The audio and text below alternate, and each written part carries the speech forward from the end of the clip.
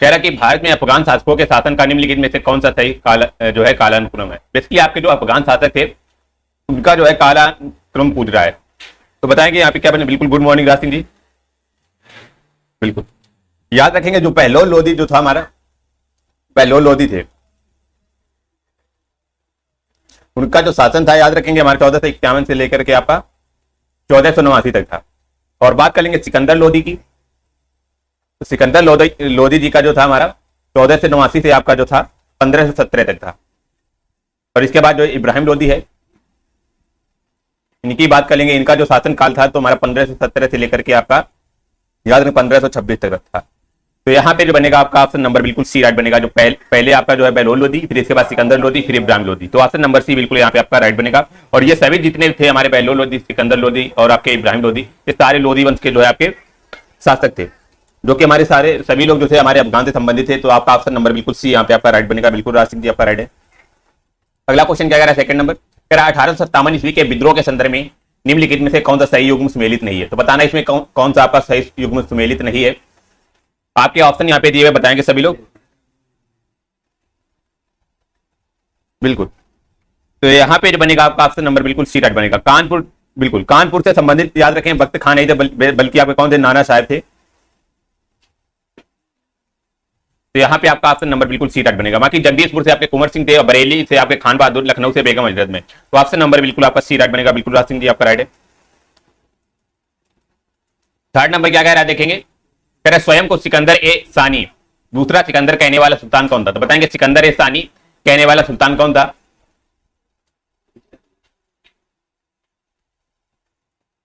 बताएंगे दूसरा सिकंदर की बात कर रहा है यहाँ पे। तो यहाँ पे जो बनेगा आपका ऑप्शन नंबर बिल्कुल सी राइट बनेगा। अलाउद्दीन खिलजी थे हमारे स्वयं को सिकंदर ए सानी, मतलब कि आपके दूसरा सिकंदर कहने वाले सुल्तान थे अलाउद्दीन खिलजी। तो यहाँ पे आपका ऑप्शन नंबर बिल्कुल सी राइट बनेगा, याद रखेंगे सभी लोग। और जो पूरे अलाउद्दीन खिलजी जी का जो है शासनकाल कितना था यार, 1296 से लेकर आपका 1316। तो यहाँ पे जो बनेगा आपका ऑप्शन नंबर बिल्कुल सी राइट बनेगा। बिल्कुल अलाउद्दीन हो जाएगा राज सिंह जी। फोर्थ नंबर यहाँ पे क्या कह रहा है देखेंगे, कह रहे हड़प्पा सभ्यता किस युग से संबंधित थी। तो बताना है हड़प्पा सभ्यता जो है आपकी किस युग से संबंधित थी। आपके ऑप्शन यहाँ पे दिए हुए बताइएगा सभी लोग। तो यहाँ पे जो बनेगा आपका ऑप्शन नंबर बिल्कुल सी राइट बनेगा। जो हड़प्पा सभ्यता जो थी हमारी कांस्य युग से संबंधित थी। बेसिकली इसमें हुआ गया था आपका जो है ब्रेन जिसे हम कांस्य बोलते हैं, तो कांस्य की जो है इसमें खोज हुई थी, इसीलिए जो है आपका बिल्कुल कांस्य युग से। और बाकी आपका जो है कांस्य जो पुल किससे बना होता है, कौन सी धातु से, आपका तांबा हो गया और आपका टिन, इससे मिलकर आपकी जो है कांस्य बनी होती है। तो यहाँ पे आपका ऑप्शन नंबर बिल्कुल सी राइट बनेगा। इसे इंग्लिश में जो बोलते हैं ब्रॉन्ज बोलते हैं। तो C is the right answer. Fifth number क्या कह रहा है देखेंगे, कह रहा ईस्ट इंडिया कंपनी से ब्रिटिश क्राउन को भारत की सत्ता का हस्तांतरण कब किया गया। तो बताएंगे ईस्ट इंडिया कंपनी से जो है ब्रिटिश क्राउन को भारत की सत्ता का हस्तांतरण जो है आपका कब किया गया। आपके ऑप्शन यहाँ पे आपके दिए हुए हैं। तो यहाँ पे जो बनेगा आपका ऑप्शन नंबर बिल्कुल सी राइट बनेगा। 1858 इज द राइट बनेगा, जो कि भारत का हस्तांतरण जो है आपका किया गया है। तो याद रखेंगे सभी लोग। अगला क्वेश्चन क्या कह रहा है, 6 नंबर, बहुत ही अच्छा क्वेश्चन है, बताएंगे। Sorry, okay. कह रहा है कि सरदार वल्लभ भाई पटेल देश के अग्रणी थे। तो बताएंगे जो हमारे सरदार वल्लभ भाई पटेल थे कौन से आंदोलन या सत्याग्रह से संबंधित थे। तो बताइएगा सभी लोग। बिल्कुल राज सिंह जी आपका बिल्कुल राइट है। भाई प्लीज क्लास को लाइक और शेयर कर दीजिएगा सभी लोग। ओके, तो यहाँ पे जो 6 का बनेगा आपका ऑप्शन नंबर बिल्कुल सी राइट बनेगा। बारडोली सत्याग्रह से आपसे संबंधित है कौन से, आपके सरदार वल्लभ भाई पटेल। ऑप्शन नंबर बिल्कुल सी राइट बनेगा। भूदान आंदोलन से सभी को पता होगा आप किससे संबंधित है, विनोबा भावे। ठीक है, तो यहाँ पे आपका ऑप्शन नंबर बिल्कुल सी इज द राइट बनेगा। चलिएगा अगला 7th नंबर बताएंगे सभी लोग। ओके, कह रहा है कि निम्नलिखित में से किस पार्टी से चंद्रशेखर आजाद का संबंध है। तो बताना आपका जो कौन सी पार्टी से आपका चंद्रशेखर आजाद जी का जो है आपका संबंध था। बताएंगे किस पार्टी से आपका चंद्रशेखर आजाद का जो है आपका संबंध था। आपके ऑप्शन यहाँ पे आपके दिए हुए हैं। बिल्कुल बारदोली हो जाएगा आपका। ओके, तो यहाँ पे जो बनेगा आपका 7 का बिल्कुल ए राइट बनेगा। हिंदुस्तान सोशलिस्ट रिपब्लिकन जो है पार्टी, इससे संबंधित है कौन से, आपके चंद्रशेखर आजाद। ऑप्शन नंबर बिल्कुल यहाँ पे आपका जो है सी राइट बनेगा। इसे इंग्लिश में जो है आपका शॉर्ट फॉर्म है HSRP भी बोलते हैं, Hindustan socialist Republican party. Option number बिल्कुल आपका ए राइट बनेगा। अगला 8 नंबर बताएंगे सभी लोग। कह रहे भारत में आर्थिक सुधार नीतियां किस वर्ष प्रारंभ की गई। तो बताएंगे आर्थिक सुधार जो नीतियां हैं आपकी किस वर्ष प्रारंभ की गई।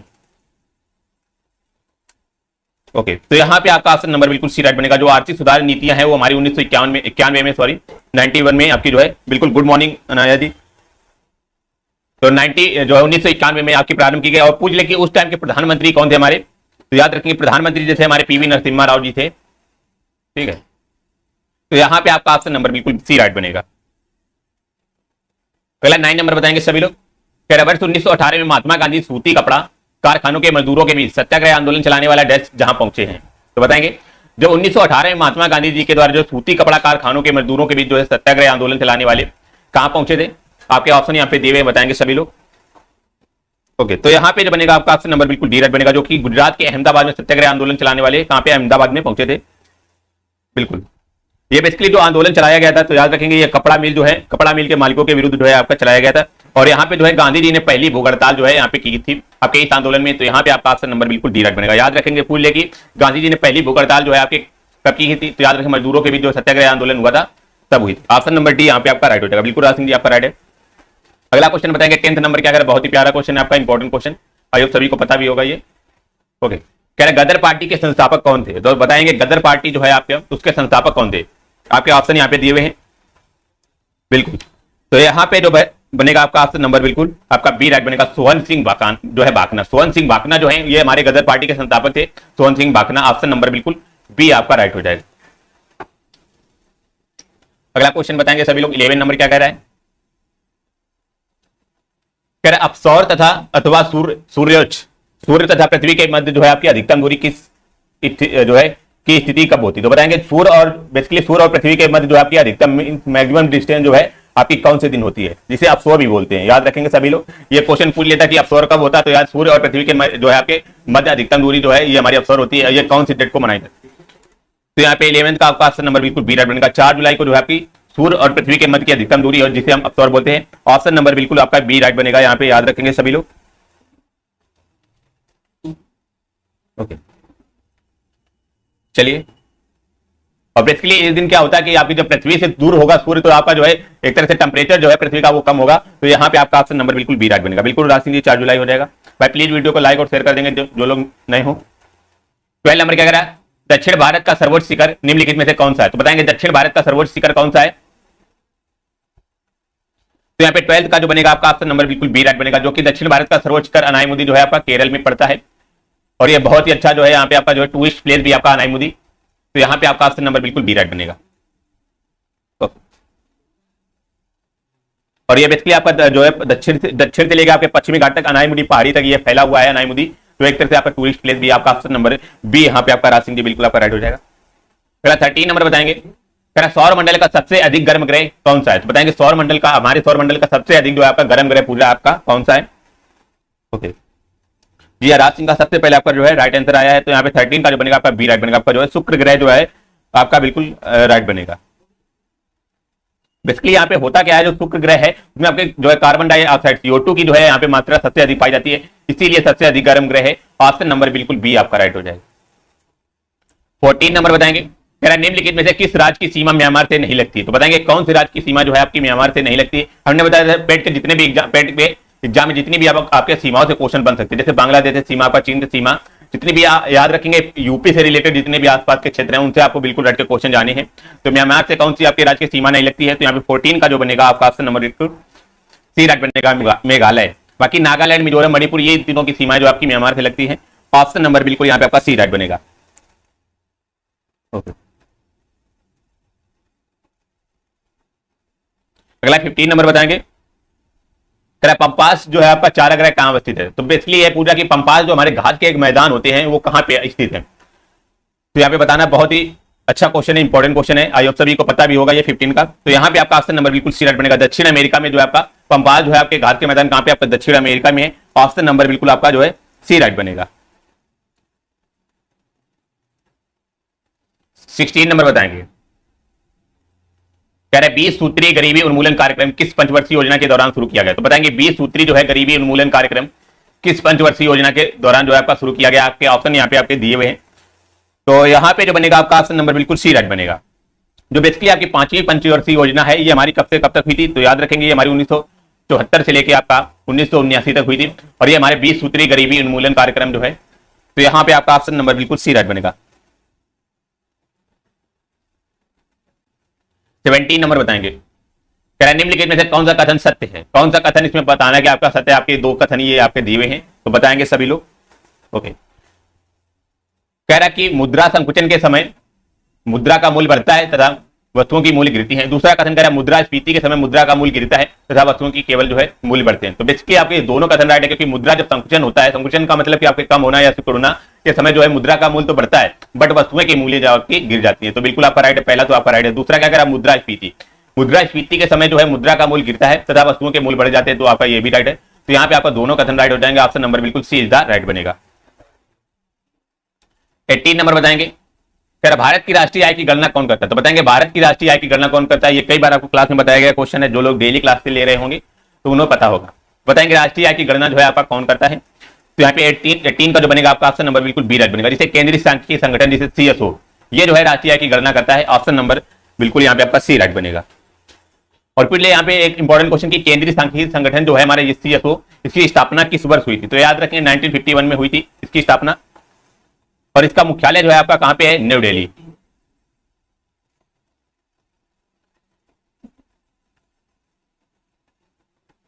अगला क्वेश्चन बताएंगे सभी लोग, कह रहा है कि अर्थव्यवस्था में असली मुद्रा मूलधन किसके कारण जो है बढ़ जाता है। तो बताएंगे अर्थव्यवस्था में जो है असली मुद्रा मूलधन किसके कारण बढ़ जाता है। आपके ऑप्शन यहाँ पे आपके दिए हुए हैं। तो यहाँ पे जो बनेगा आपका ऑप्शन नंबर बिल्कुल ए राइट बनेगा। कीमतों में कमी जब हो जाती है तो होता क्या है, अर्थव्यवस्था में जो असली मुद्रा मूलधन है उसके जिसके कारण जो है बढ़ जाता है, कैसे, आपके कीमतों में कमी के कारण। ऑप्शन नंबर यहाँ पे आपका ए राइट बनेगा। बिल्कुल आपका राज सिंह जी आपका प्रॉपर सारे राइट आंसर आ रहे, थैंक यू। अगला 20 नंबर क्या कह रहा है देखेंगे सभी लोग, निम्नलिखित में से कौन सा समवर्ती सूची का एक हिस्सा है। तो हमने बताया था जो समवर्ती सूची बेसिकली होता क्या है, जो जिसमें आपके केंद्र और राज्य दोनों का जो है कानून लागू होते हैं, वो हमारी समवर्ती सूची होती है। और ये जो इसका स्रोत जो है कहां से लिया गया, तो याद रखेंगे इसका स्रोत जो है आपका ऑस्ट्रेलिया से लिया गया है, याद रखेंगे समवर्ती सूची का। और जो है पूरे इसका हिस्सा कौन सा है, तो आपके ऑप्शन यहाँ पे आपके दिए बताएंगे सभी लोग। तो यहाँ पे 20 की बात करेंगे तो ऑप्शन नंबर बिल्कुल सी राइट बनेगा। यहाँ पे जो दिवालियापन जो है ऋण शोधन क्षमता जो होते हैं, मतलब कि दिवालियापन का मतलब जैसे बैंक से वगैरह जो है पैसे लेकर जो है भाग जाना है, मीन एक तरह से आपका जो है लोन वगैरह आपका जो है चुकता नहीं कर पाने, वे सारे दिवालिया होते हैं। तो दिवालियापन वाले जितने लोग होते हैं हमारे समवर्ती सूची के हिस्सा होते हैं। तो यहाँ पे आपका ऑप्शन नंबर बिल्कुल सी राइट बनेगा। अब इसके आपके कृषि आय पर कर और जो हमारा शेयर बाजार, रेलवे, ये सारे जो है आपके एक तरह से केंद्र सूची के जो है आपके हिस्से हैं। तो यहाँ पे आपका ऑप्शन नंबर बिल्कुल सी राइट बनेगा। अगला क्वेश्चन बताएंगे आपका जो है यहाँ पे पॉलिटी के क्वेश्चन आपके अच्छे खाते पूछे जाते हैं, 5 क्वेश्चन आते हैं, बहुत ही बेहतरीन क्वेश्चन, तो सभी लोग वही कमेंट करेंगे। 21 क्या कह रहा है, संविधान का निम्न अनुच्छेदों में से कौन एक जो है उपबंधित करता है कि मत बराबर होने की दशा में लोकसभा के अध्यक्ष का मत जो है निर्णायक होगा, वह इसका प्रयोग करेगा। तो बताएंगे कौन सा अनुच्छेद है जिसमें है कि मत बराबर होने, मान लो कि आपकी वोटिंग वगैरह हो गई तो उसमें वोटिंग में आपके दोनों पक्षों के पार्टी में जो है आपके वोट जो है आपके बराबर हो गए, तो उसमें उस जो है स्थिति में क्या होगा कि लोकसभा के अध्यक्ष का मत जो है निर्णायक होगा, तो वह किसका प्रयोग होगा। तो उस ये बताना कि बेसिकली ये कौन से अनुच्छेद में लिखा हुआ है। यानी मान लो आपके जो है वोटिंग के जो है मत आपके बराबर होंगे दोनों पार्टी के, उसमें जो आपका हेड होगा तो लोकसभा के अध्यक्ष के जो है आपके मत निर्णायक होंगे। तो ये आपके कौन से अनुच्छेद में लिखा हुआ है। यहाँ पे 21 का जो बनेगा आपका ऑप्शन नंबर बिल्कुल सी राइट बनेगा। बिल्कुल आपका राइट है राज सिंह जी। तो यहाँ पे अनुच्छेद 100 में आपका बोला गया कि यदि आपके वोटिंग के जो है आपके वोट बराबर होंगे तो उसमें लोकसभा अध्यक्ष के आपके मत निर्णायक होंगे। तो ऑप्शन नंबर सी यहाँ पे आपका राइट हो जाएगा। बेसिकली आपको करना क्या है कि जितने भी अनुच्छेद इंपॉर्टेंट अनुच्छेद है वो सारे आपको रट के जाने हैं, और बेसिकली यहाँ पे आपको एक क्लास भी प्रोवाइड की जाएगी जिसमें जितने भी आपके एग्जाम में इंपॉर्टेंट अनुच्छेद जो है आपके कोई एग्जाम हो गया XYZ उसमें पूछे जाने वाले क्वेश्चन यहाँ पे कराए जाए। 22 क्या कह रहा है, राज्यपाल किसके प्रति उत्तरदायी होता है। बताएंगे राज्यपाल जो है आपका किसके प्रति उत्तरदायी होता है। इसके उत्तरदायी का मतलब कि ये पूछ रहा है कि मतलब किसके इक्वल होता है, तो आपका राष्ट्रपति या प्रधानमंत्री या मुख्यमंत्री, ऑप्शन नंबर डी का जो है विधानसभा।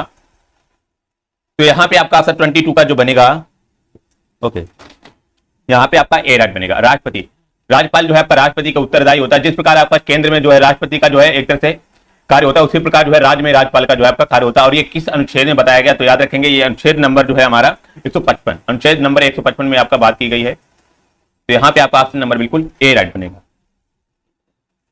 और यहाँ पे आपका जो है अनुच्छेद 155 बेसिकली होता क्या है कि राष्ट्रपति ही आपका जो है राज्यपाल की नियुक्ति करेगा। तो ऑप्शन नंबर बिल्कुल ए राइट बनेगा।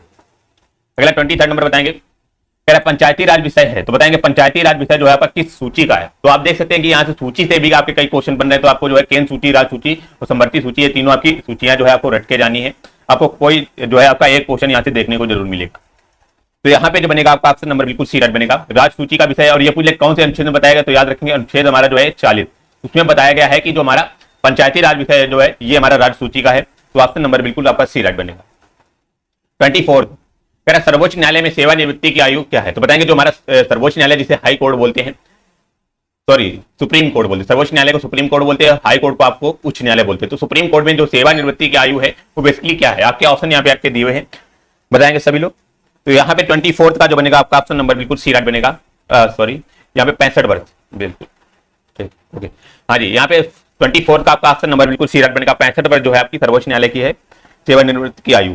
और बात कर लेगा कि उच्च न्यायालय, यदि हाई कोर्ट की बात कर लेगा तो हाई कोर्ट की जो सेवानिवृत्ति की आयु है ये हमारी 62 वर्ष है, बट सुप्रीम कोर्ट की हमारी जो है 65 वर्ष है। कंफ्यूज नहीं होना है, तो आपका ऑप्शन नंबर बिल्कुल सी राइट बनेगा। ऐसे याद कर लेंगे, जो हाई कोर्ट होता है हमारा छोटा होता है तो इसीलिए 62 वर्ष हो जाएगी, सुप्रीम कोर्ट जो है हमारा जो है ऊंचा होता है तो इसीलिए 65 वर्ष हो जाएगी। तो ऑप्शन नंबर बिल्कुल सी राइट बनेगा।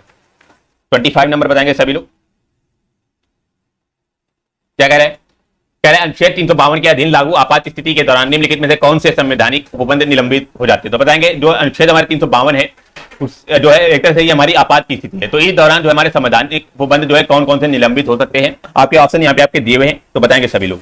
इसके आपके जो है 3 आपातकाल लगते हैं, 352 हो गया और एक आपका 356 और एक आपका 360, ये आपके जो है 3 आपातकाल लगते हैं। तो जिसमें आपका 352 के बारे में बताना कौन सा हो जाएगा यहाँ पे, ओके। तो यहाँ पे जो बनेगा आपका ऑप्शन नंबर बिल्कुल बी राइट बनेगा। मौलिक अधिकार, आपके मौलिक अधिकार जितने भी आपके हो जाएंगे वो सारे आपके जो है एक तरह से जो है निलंबित किए जाए, निलंबित कर दिए जाएंगे। ऑप्शन नंबर बिल्कुल बी राइट बनेगा। और ये बात कर लेंगे जो 352 जो बेसिकली होता क्या है, ये हमारा राष्ट्रपति जो है आपका राष्ट्रीय आपातकाल होता है, राष्ट्रपति जिसमें बेसिकली होता क्या राष्ट्रीय आपातकाल होता है। और जो हमारा बात कर लेंगे यहाँ पे 356 की, इसमें जो है राष्ट्रपति का शासन चलता है, ठीक है, राष्ट्रपति का शासन चलता है। 360 जो होता है आपका, तो याद रखेंगे ये हमारा एक तरह से वित्तीय आपातकाल होता है।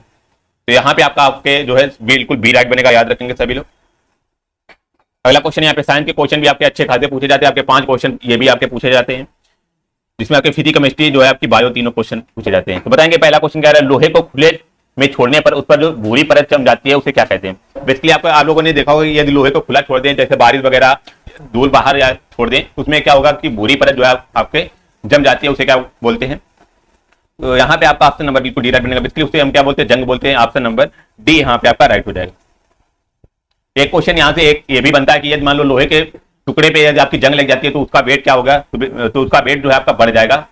याद रखेंगे ये भी क्वेश्चन आपका पूछ लेता कि उसका वेट भी पूछ लेता कभी कभी, तो उसका वेट जो है आपका जंग लगने से आपका वेट बढ़ जाएगा। 27 नंबर बताएंगे, कह रहा मनुष्य के शरीर में सबसे लंबी हड्डी कौन होती है? तो बताएंगे सबसे लंबी हड्डी कौन है? तो यहाँ पे जो बनेगा आपका ऑप्शन नंबर बिल्कुल डी राइट बनेगा। फीमर जो है आपकी जांग की हड्डी एक होती है, वहां पे आपकी फीमर हड्डी जो है आपकी सबसे लंबी हड्डी है। और स्टेपिस जो है आपकी सबसे छोटी हड्डी पुली आपका स्टेपिस है, जो कि हमारी कहां पे कान में पाई जाती है। तो ऑप्शन नंबर बिल्कुल आपका डी राइट बनेगा। और जो हमारी टीबिया जो है ये कहां पे आपके घुटने में पाई जाती है। अगर 28 नंबर बताएंगे सभी लोग,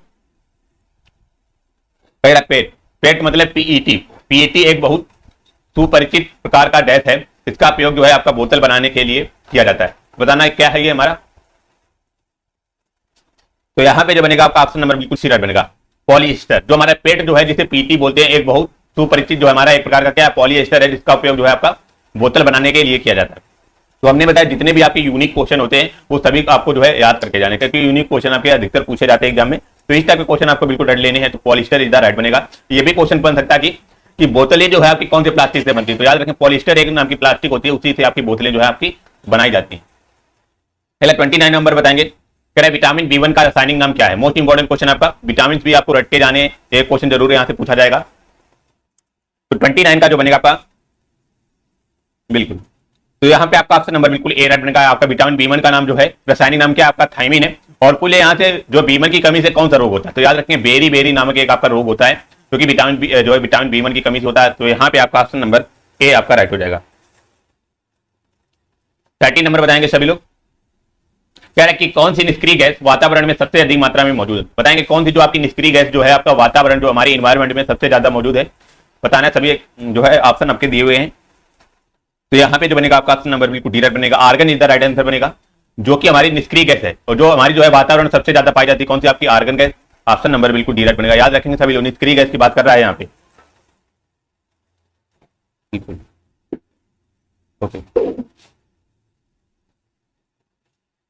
अगला क्वेश्चन यहाँ पे आपके मैथ के क्वेश्चन जो है आपके 5 क्वेश्चन ये भी पूछे जाते हैं, आपके जो है एलिमेंट्री मैथ पूछे जाते हैं, बेसिकली आपके बेसिक क्वेश्चन पूछे जाते हैं। यदि आपका बोर्ड मार्क्स वगैरह के रूल वगैरह यदि आपके कैलकुलेशन आपकी जो ठीक है तो ये क्वेश्चन आप लोग टैकल कर जाएंगे। तो बताना है यहाँ पे पहला क्वेश्चन क्या कह रहा है। कह रहा है 3 संख्याओं का योगफल जो है आपका 392 है यदि पहली संख्या का दूसरी संख्या से अनुपात जो है आपका 2:3 है, और कह रहा था दूसरी संख्या का तीसरी संख्या से अनुपात जो है 5:8 है, तो तीसरी संख्या क्या होगी। तो आप लोग देख सकते हैं एक आपका रेशियो टाइप का क्वेश्चन जरूर यहाँ से पूछा जा सकता है। तो आप करेंगे क्या, जो पहली संख्या जो हमारी पहली संख्या और दूसरी संख्या का जो आपका रेशियो कितना है, आपका 2:3 है, और ठीक है। इसके बाद कह रहा है दूसरी यहाँ पे देखेंगे, कह रहा है दूसरी संख्या और तीसरी संख्या का अनुपात कितना है, आपका 5:8 है। तो दूसरी और तीसरी का अनुपात निकाल लेंगे तो हमारा कितना, दूसरी का 5 है, तीसरी का कितना है आपका 8 है। तो अब करेंगे क्या, यहाँ पे अब जो है दूसरी संख्या एक तरह से हमारी कॉमन है, दूसरी संख्या दोनों में कॉमन है, तो इसका क्या करेंगे आप लोग बराबर कर लेंगे। तो नीचे वाले में 3 का मल्टीप्लाई करेंगे, ऊपर वाले में 5 का मल्टीप्लाई करेंगे, इससे क्या होगा 5 15 और 3 15 हमारे जो है बराबर हो जाएंगे रेशियो। तो 5 दूनी 10 आ जाएगा, फिर इसके बाद 53 15 आ जाएगा, और फिर रेशियो में 8 3 24। तो हमारा जो सही रेशियो जो बिल्कुल नया रेशियो बना हुआ है, तो पहली संख्या का कितना आपका 10 है, दूसरी संख्या आपकी 15 है, तीसरी आपकी जो है 24 है। ये तीनों रेशियो आपके जो है बिल्कुल सही राइट है, जो है आपके रेशियो आ चुके हैं। अब क्या करेंगे, अब तीनों संख्या का योगफल दिया हुआ, तो करेंगे क्या, इन रेशियो को हम लोग जोड़ लेंगे। तो 15 24 क्या होता है हमारा 39 होता है, 39 10 49। तो हमारा 49 बराबर कितना दिया हुआ है, योगफल दिया हुआ है ना हमारा तीन संख्याओं का 392, तो 49 बराबर हमारा 392 हो जाएगा। तो काट लेंगे तो यहाँ पे आपकी एक की वैल्यू क्या हो जाएगी 7 7 49, और यहाँ पे 7 28 7 35 7 42, तो 7 8 56। तो एक की वैल्यू हमारी जो है एक इकाई की वैल्यू कितनी आपकी 8 आ गई। तो यहाँ से हमारी एक की वैल्यू आ गई 8। अब करेंगे क्या, पूछा तीसरी संख्या क्या होगी, तो तीसरी संख्या का रेशियो कितना था आपका 24 था। तो जब हमारे 1 बराबर 8 है तो 24 बराबर कितना हो जाएगा, 24 गुणे में 8 हो जाएगा। 24 गुणा में 8 करेंगे तो आपका 8 को 32 हो जाएगा, और 8 दूनी 16 3 19। तो यहाँ पे आपका ऑप्शन नंबर बिल्कुल बी राइट बनेगा। आपका जो तीसरी संख्या आ जाएगी आपकी जो है आपकी 192 आ जाएगी। तो हमें करना क्या है कि इस टाइप के क्वेश्चन में हमें जो है पहला और दूसरा का रेशियो दिया हुआ था, दूसरा और तीसरा का रेशियो दिया हुआ था, तो हमने क्या किया, तीनों के रेशियो निकाल लिए। अब रेशियो को जोड़ के हमने जो है यहाँ पे आपकी एक इकाई की वैल्यू निकाल ली। तो यहाँ पे तीसरी संख्या कितनी थी आपकी 24, तो 24 की वैल्यू हमारी 192। ऑप्शन नंबर बी यहाँ पे आपका राइट हो जाएगा। राज सिंह जी आपका ए नहीं होगा, यहाँ पे बी यहाँ पे आपका राइट हो जाएगा। अगला क्वेश्चन बताएंगे 32 नंबर, बहुत ही प्यारा क्वेश्चन है आपका। भाई कॉपी पेन लेकर बैठिएगा सभी लोग, ठीक है। तो यहाँ पे 32 देखेंगे सभी लोग। कह रहे कि 930.25 के वर्गमूल में कौन सी सबसे छोटी भिन्न घटाई जाए जिससे जो है प्राप्त परिणाम एक पूर्ण संख्या हो। पूर्ण संख्या बेसिकली होता क्या है आप ये समझ लीजिए। पूर्ण संख्या ऐसी संख्या होती है जो जिसमें आपका भिन्न नहीं होता है। पूर्ण संख्या का मतलब होता है कि पूर्णांक में लिखा होना, जैसे 1 2 3 4 या 5 इस टाइप में आपका लिखा होना, कि मीन आपका दशमलव में ना लिखा होना। तो बेसिकली आपको दशमलव को भिन्न में एक तरह से बदलना है। तो यहाँ पे 930 पॉइंट कितना आपका 25। तो इसको हम भिन्न में यदि बदलेंगे तो हम क्या करेंगे, आपका दशमलव घटाएंगे, अपॉन में क्या आ जाएगा आपका 100 आ जाएगा। 100 आ जाएगा, इसको काट लेंगे किससे आपका, ओके सॉरी, यहाँ पे आपका वर्गमूल पूछ रहा है। तो वर्गमूल में कौन सी सबसे छोटी भिन्न घटाई जाए जिससे आपकी परिणाम एक जो है पूर्ण संख्या प्राप्त हो। तो वर्गमूल से, तो इसका हम क्या करेंगे, यहाँ पे आप लोग दिए हुए हैं वर्गमूल घटा जो है यहाँ से आप निकाल लेंगे, ठीक है। यदि इसका वर्गमूल निकालेंगे तो बेसिकली इसका वर्गमूल जो निकलेगा आप लोग इसके फैक्टर करेंगे 930 और 25, तो इसके फैक्टर एक तरह से करेंगे तो 61 इंटू में 62, और यहाँ पे आपका 5 इंटू 5 अपॉन में कितना आपका जो 100 है। तो इस टाइप के इसके फैक्टर होंगे, तो इसका वर्गमूल निकालेंगे तो आपका जो है 2 का पेयर बन जाएगा। 2 का पेयर बन जाएगा, तो यहाँ पे 61 इंटू में 5 अपॉन में कितना आपका 100 का वर्गमूल कितना होता है, 10 होता है। तो इसको सॉल्व कर लेंगे, तो यहाँ पे 61 पंचे कितना होता है आपका 305 होता है। तो इसको सॉल्व करेंगे तो 30.5 हो जाएगा। अब आपका जो है 30.5 जो है इसकी वैल्यू आ गई। यहाँ पे क्या कह रहा था 930.25 के वर्गमूल, तो यहाँ पे हमने वर्गमूल तो निकाल लिया भाई साहब। अब यहाँ से हमने वर्गमूल निकाल लिया, 30.5 निकला। फिर कह रहा था इसमें से कौन सी भिन्न घटाई जाए जिससे प्राप्त परिणाम जो है एक पूर्ण संख्या होगा। तो अभी हमने बताया पूर्ण संख्या वो संख्या होती है जो कभी भी आपकी दशमलव में नहीं लिखी होंगी, ना ही आपके जो है भिन्न में लिखी होंगी, केवल और केवल आपकी जो संख्या लिखी होंगी 1 2 3 4 5 ऐसे लगा करके कोई भी आपकी संख्या हो वो हमारी पूर्ण संख्या होती है। तो हमारा 30.5 आया। यदि आप इससे हम 0.5 घटा देंगे तो हमारा 30 बचेगा और ये हमारी पूर्ण संख्या आ जाएगी। तो 0.5 का मतलब क्या होता है, 0.5 का मतलब होता है 1/2। यदि 2 का 1 में भाग करेंगे तो 0.5 आ जाएगा। तो 30.5 से 0.5 घटाएंगे तो हमारा 30 जो बनेगा आपका क्या बनेगा, पूर्ण संख्या बनेगा। और यही पूछ रहा था कि कौन सी भिन्न आपकी घटाई जाए, तो भिन्न मतलब 1/2 घटाई जाए, जिससे हमारा जो है ये पूर्णांक बन जाएगा। ऑप्शन नंबर बी यहाँ पे आपका सॉरी डी राइट बनेगा, 1/2 इज द राइट बनेगा। समझ में आया योग सभी को। तो हमें जो वर्गमूल निकालने के लिए यदि आपको पता नहीं होगा तो आप लोग कमेंट में बता सकते हैं, तो आपको जो है ये बता दिया जाएगा वर्गमूल कैसे निकाला जाता है। बेसिकली आपका फैक्टर से निकाला जाता है, यदि आपके लोग फैक्टर यहाँ से 2 का पेयर बनता है। 33 नंबर बताएंगे सभी लोग, भाई कमेंट में बताएंगे समझ में आया कि नहीं, सभी लोग बताइएगा। 33 कह रहा कि 5 सही 3/4 4 सही 4/5 और कह रहा 7 सही 3/8 के योगफल में कौन सी भिन्न जोड़ी जाए ताकि परिणाम एक पूर्ण संख्या। फिर से आपका उसी टाइप का क्वेश्चन आ गया। तो आपको करना क्या, जितनी भी आपके टाइप जो है नंबर्स के टाइप होते हैं, जैसे प्राकृतिक संख्या, पूर्णांक संख्या, वास्तविक संख्या, आपकी जो है समृद्ध संख्या, ये सारी संख्याएं आपको जो है बिल्कुल याद करके जानी है। एक जरूर क्वेश्चन यहाँ से पूछा जाएगा आपका। तो पूर्ण संख्या अभी हमने बताया वो संख्या होती है जो कभी आपकी भिन्न में नहीं लिखी होंगी, ना ही आपकी दशमलव में, जो कि आपकी एक तरह से पूर्ण संख्या, एक तरह से आपकी संख्या केवल लिखी होगी 1 से लेकर आपकी इन्फिनाइट तक। तो इसका हम क्या करें, यहाँ से आपका जो है योगफल निकालेंगे। तो 5 सही, तो 5 सही 3/4 को हम इस प्रकार से लिख सकते हैं 5 + 3/4, ये सभी को पता होगा। फिर प्लस में 4 + 4/5, फिर प्लस आपका 7 + 3/8। तो आप देख सकते हैं यहाँ से आपका पूरा खेल जो है आपका कैलकुलेशन का यहाँ पे होगा। तो 5 पहले हमने जो है पूर्णांक हमने जोड़ लिए, तो 5 4 9 7 16, तो 16 प्लस आपका, और यहाँ से अब इसको जोड़ लेंगे भिन्न वाले को। तो यहाँ से हम जो इसका जो है वो लेंगे क्या, इसका जो हम एलसीएम लेंगे हर का, तो हमारा क्या आएगा 40 आएगा। तो यहाँ पे आपका ऊपर 30 आ जाएगा, 30 प्लस आपका 8 के 32 प्लस आपका 5 है 15, तो इसका अकाउंट में 40 आ जाएगा। इसको सॉल्व करेंगे तो 16 प्लस कितना आ जाएगा 30 32 62, 5 कितना 67 10 70/40, ठीक है 70/40 आ गया। अब कह रहा था कि अभी इसको सॉल्व किया हमने तो इतना आ गया 70/40। कह रहा है इस योगफल में कौन सी संख्या जो आपकी कौन सी भिन्न जोड़ी जाए ताकि आपका परिणाम जो है एक पूर्ण संख्या हो। तो आप लोग देख सकते हैं यहाँ पे आपका 40 है, तो आप लोग ऑप्शन उठा सकते हैं। ऑप्शन इसलिए उठाएंगे जिससे क्या होगा आपका जो है जल्दी यहाँ से क्वेश्चन सॉल्व हो जाएगा। तो मान लिया 1/40, तो 70 + 1/40 करेंगे तो हमारा कितना 76/40 आएगा। तो फिर से आपका जो है एक तरह से भिन्न आ जाएगा, तो ये भी आपका नहीं होगा, ऑप्शन नंबर ए नहीं होगा। मान लिया बी ले लिया हम, तो 70/40 को यदि हम जोड़ेंगे, क्योंकि 16 तो हमारा जो है ऑलरेडी से आपका पूर्णांक है।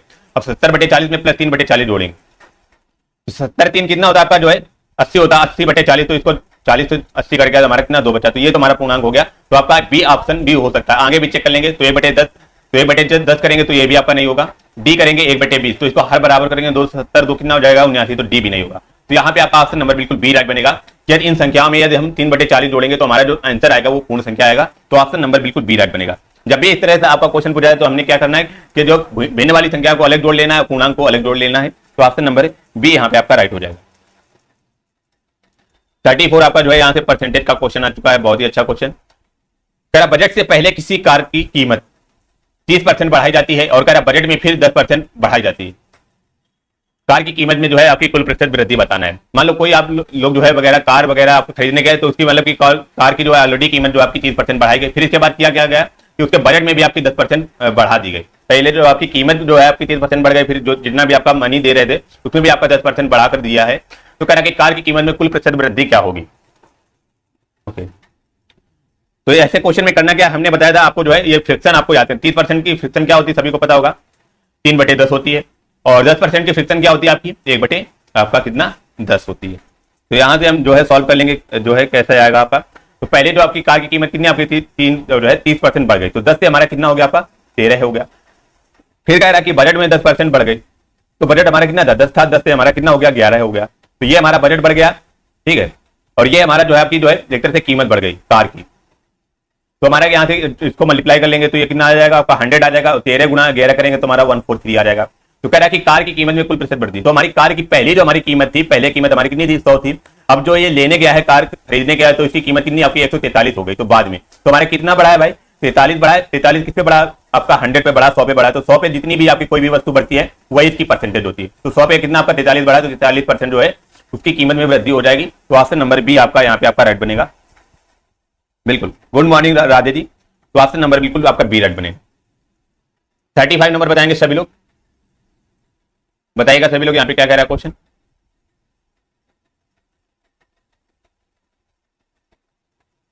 देखेंगे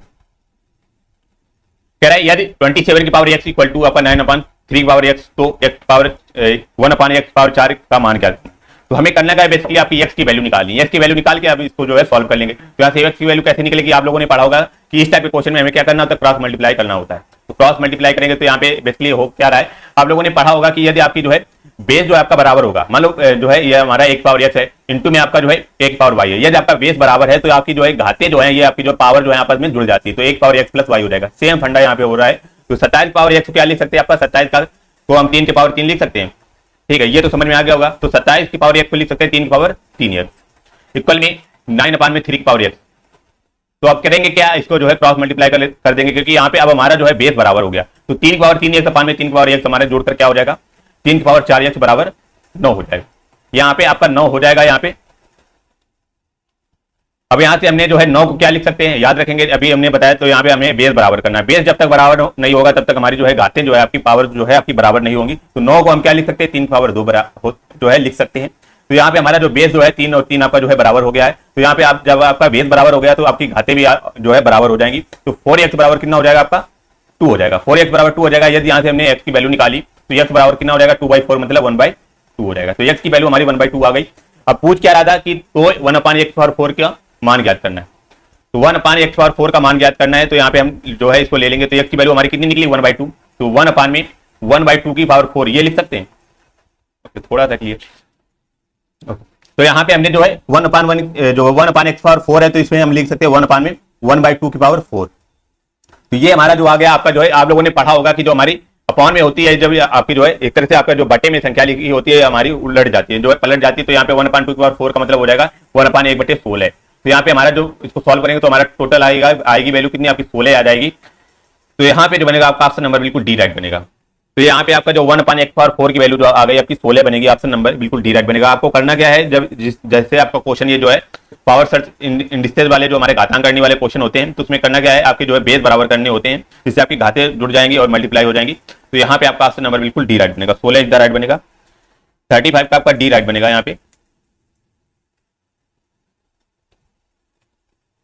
अगला क्वेश्चन आपके हिंदी के क्वेश्चन आपके 5 क्वेश्चन पूछे जाते हैं और 2 आपके पैसेज पूछे जाते हैं जिसमें आपके टोटल कुल क्वेश्चन जो आते हैं आपके हिंदी के आपके 15 क्वेश्चन आते हैं। तो यहाँ पे हिंदी का भी जो है वेटेज अच्छा खासा रहता है।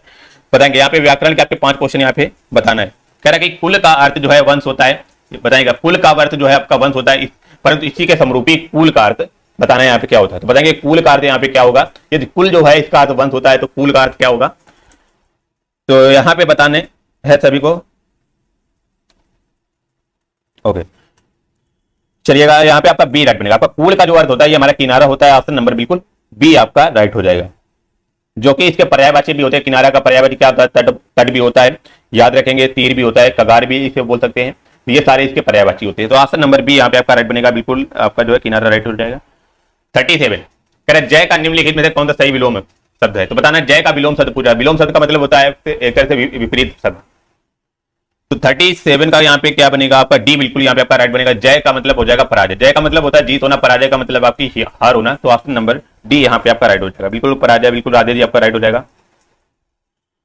38 कह रहा किनारे के लिए सही पर्यायवाची वाले शब्दों की पंक्ति को चुनिए। तो बताना किनारा का सही पर्यायवाची शब्द क्या है अभी हमने बताया जस्ट। तो 38 का जो बनेगा आपका ऑप्शन नंबर बी यहाँ पे आपका राइट हो जाएगा।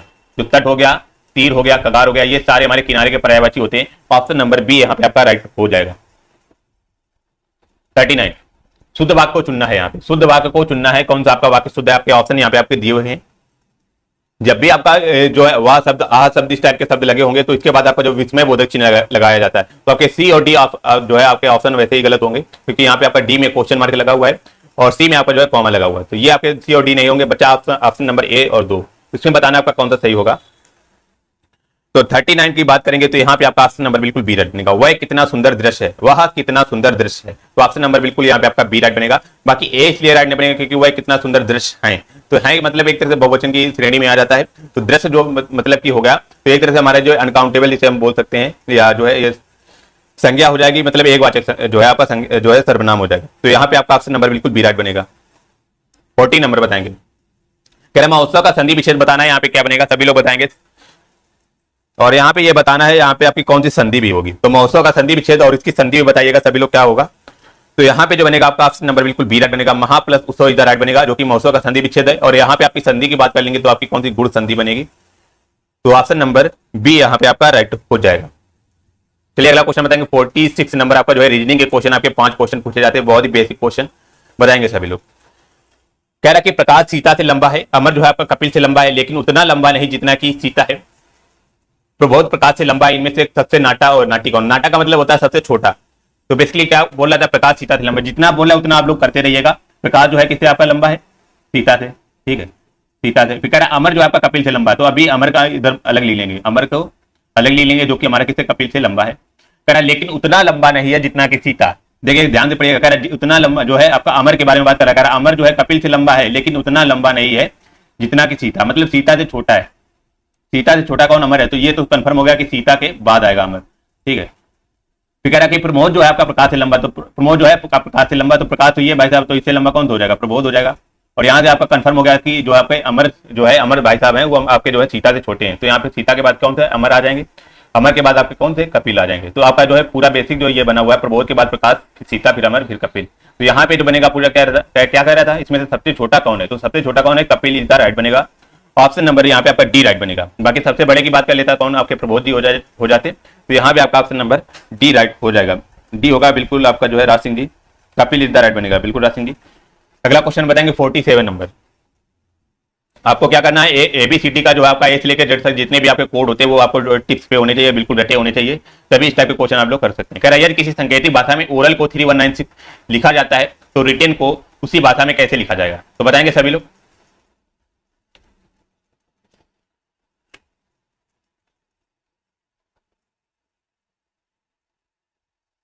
ओके, यहाँ पे आप लोगों ने देखा होगा कि ओ का जो हमारा वैल्यू कितना, इसके जो कोड की बात करेंगे, ओ का कोड कितना होता है आपका 15 होता है, और आर का कितना आपका 18 होता है, ए का कितना होता है 1 होता है, यल का कितना आपका 12 होता है। यदि इन लोगों के आपकी डिजिट का सम कर लेंगे, जैसे 1 और 5 का डिजिट का सम कितना होता है आपका 6 होता है, और 1 + 8 कितना होता है आपका 9 हो जाएगा, और 1 का तो 1 ही रहेगा आपका डिजिटल सम, और 1 और 2 का आपका जो डिजिटल सम है आपका 3 आ जाएगा। तो एक तरह से आप लोगों ने देखा होगा 6913 लिखा हुआ है, बट यहाँ पे आपका 6913 हो रहा है, तो बट यहाँ पे आपका अपोजिट लिखा हुआ है। 3 के बाद आपका कह रहा है जो इसका डिजिटल सम करेंगे तो 6913 लिखा हुआ है, बट यहाँ पे आपका जो अपोजिट हो रहा है, 3 के बाद 1, 1 के बाद 9 और इसके बाद आपका 6 हो रहा है। तो सेम प्रोसेस इसमें भी करना है।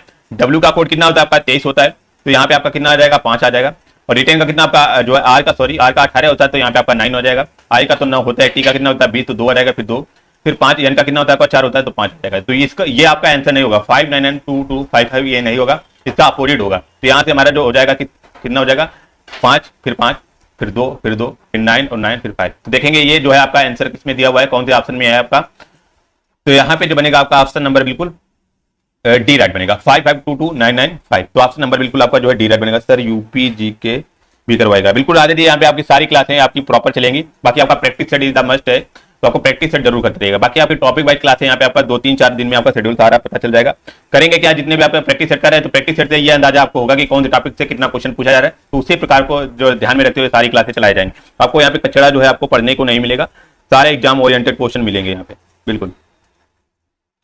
तो यहाँ पे 47 का ऑप्शन नंबर बिल्कुल यहाँ पे आपका जो है डी राइट बनेगा, याद रखेंगे सभी लोग। तो आपको ए से जेड तक आपको जितने भी कोड हैं वो सारे आपको याद कर लेने हैं। पहला 48 नंबर आपका जो है कथन और निष्कर्ष का क्वेश्चन आ चुका है। एक क्वेश्चन जरूर यहां से पूछा जाएगा, तो आपको इसको भी ध्यान से पढ़िएगा। ओके, कथन क्या कह रहा है देखेंगे, कथन क्या कह रहा है।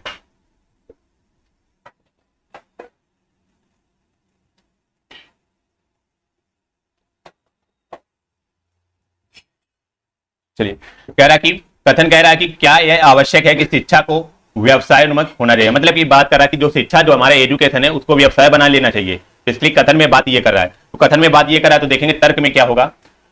तर्क देखेंगे, तर्क में क्या कह रहा है कि हाँ शिक्षा का उद्देश्य लोगों को जीविका उपार्जन के लिए तैयार करना है। इसलिए कथन जो बोलता है इसका मतलब कि 100% आपका जो है सही बोल रहा है, तो ये इसको जो है 100% सही मान के चलेंगे। तो इसमें क्या कह रहा था, जो शिक्षा है वो हमारी क्या है, व्यवसाय जो है आपका व्यवसाय होना चाहिए। तो तर्क में क्या कह रहा है, हाँ शिक्षा का उद्देश्य जो है आपका लोगों को जीविका और उपार्जन के लिए तैयार करना है। तो बिल्कुल आपका राइट है, क्योंकि इसने बोल दिया कि शिक्षा जो है आपका व्यवसाय होना चाहिए। तो व्यवसाय बेसिकली क्या होता है, लोगों की जीविका वगैरह इससे चलती है, तो ये तो आपका पहला राइट हो जाएगा। दूसरा कह रहा है हाँ शिक्षित व्यक्ति को शिक्षा पूरी करने के बाद अपने पैरों पर खड़ा होना चाहिए। बिल्कुल आपका राइट है।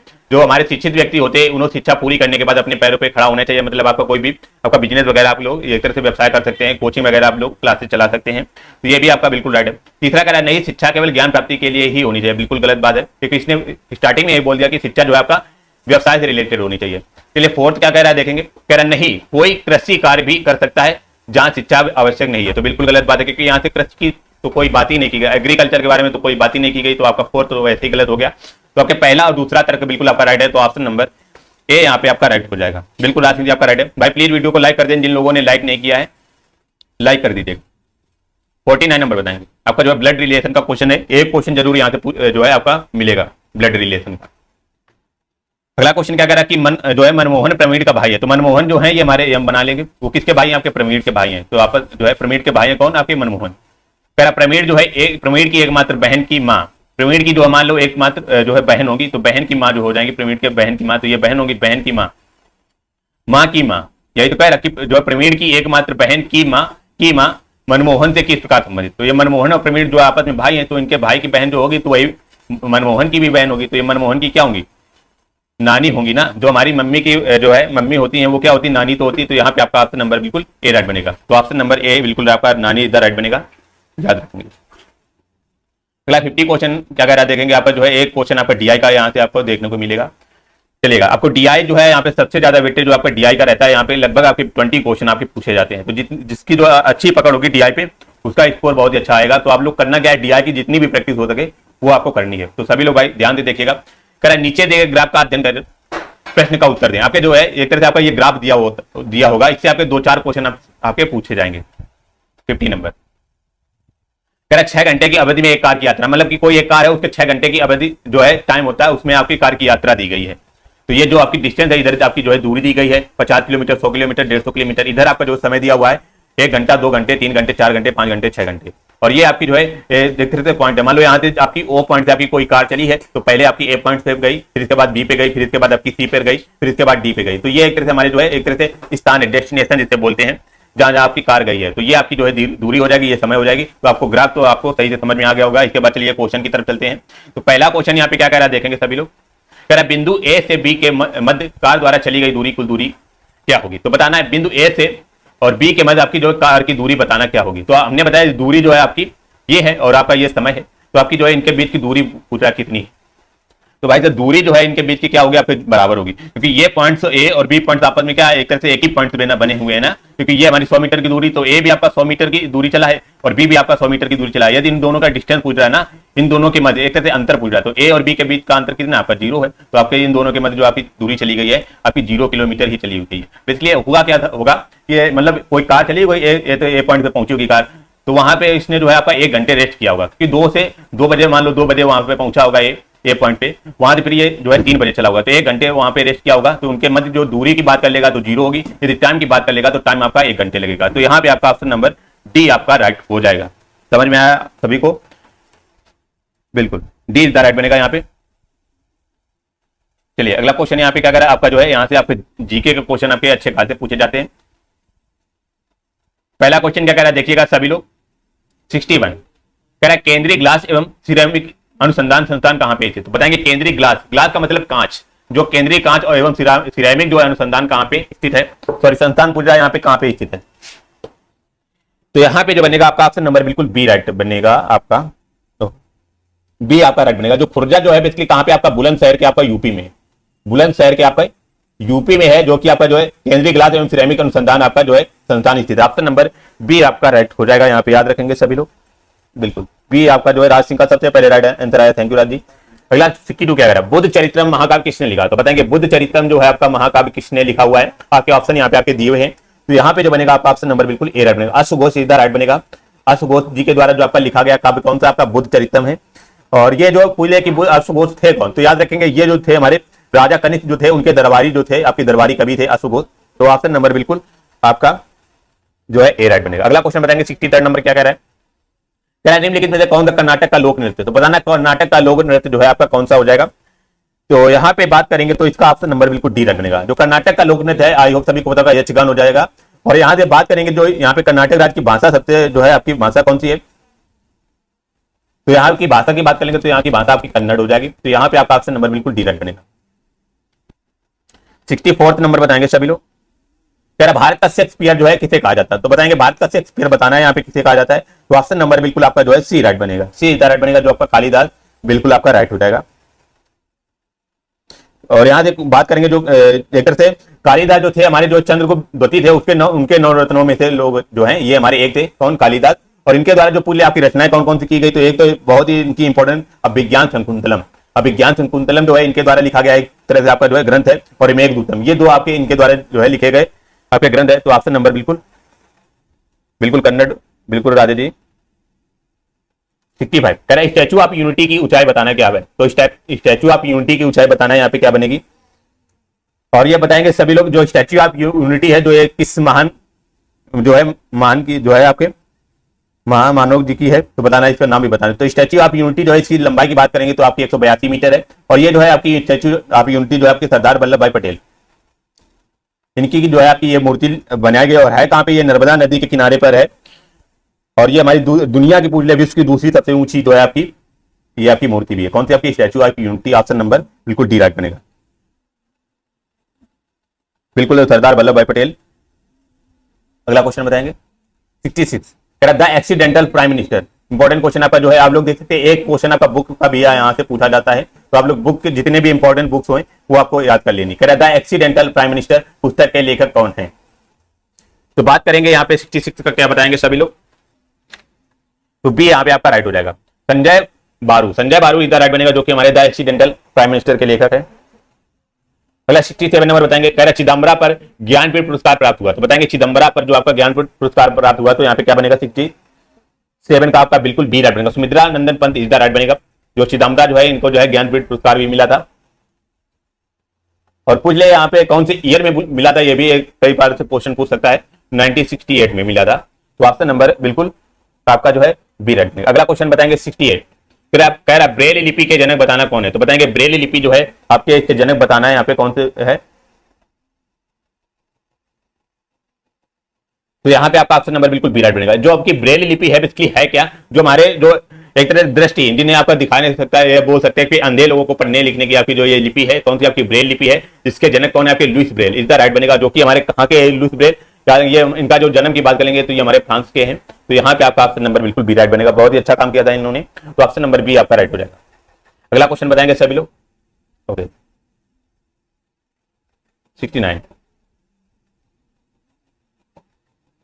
कह रहा भारतीय राष्ट्रीय कांग्रेस के प्रथम मुस्लिम अध्यक्ष थे। तो बताएंगे भारतीय राष्ट्रीय कांग्रेस के प्रथम मुस्लिम अध्यक्ष कौन थे? बहुत ही इंपॉर्टेंट क्वेश्चन है आपका। तो 69 का जो बात करेंगे तो यहाँ पे आपका ऑप्शन नंबर बिल्कुल सी राइट बनेगा, बदरुद्दीन तैयब जी इज द राइट आंसर बनेगा, जो कि हमारे प्रथम मुस्लिम अध्यक्ष थे। ऑप्शन नंबर सी यहाँ पे आपका राइट बनेगा। और ये जो थे, जो कांग्रेस का एक तरह से आपका जो है तीसरा अधिवेशन हुआ था, कौन सा आपका मद्रास में हुआ था? 8087 में, 8087 में आपका जो है मद्रास में जो आपका कांग्रेस का तीसरा अधिवेशन हुआ था, तब ये जो है आपके अध्यक्ष बनाए गए थे बदरुद्दीन तैयब जी। तो ऑप्शन नंबर बिल्कुल यहाँ पे आपका जो है सी राइट बनेगा। अगला क्वेश्चन 17 नंबर बताना, लास्ट क्वेश्चन है आज की क्लास का। तेरा सौरभ चौधरी का संबंध किस खेल से है? तो बताना सौरभ चौधरी जो है इनका संबंध किस खेल से हो जाएगा? तो यहाँ पे जो बनेगा आपका ऑप्शन नंबर बिल्कुल सी राइट बनेगा, निशानेबाज। जो हमारे सौरभ चौधरी हैं एक तरह से इनका संबंध किस आपका जो है निशाने